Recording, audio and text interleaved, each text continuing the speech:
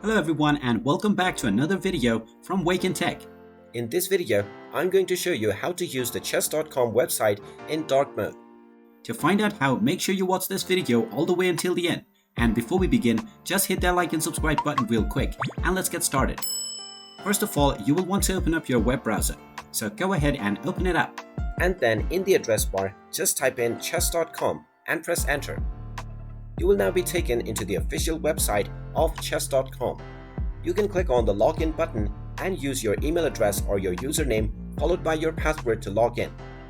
Now within this homepage, you will see a button which either says Dark UI or Light UI based on your current option.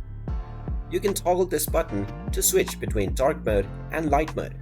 Honestly, it doesn't make pretty much difference as much of the website's interface is on dark mode by default. And there you have it. That is how easy it is to toggle the dark mode feature on chess.com.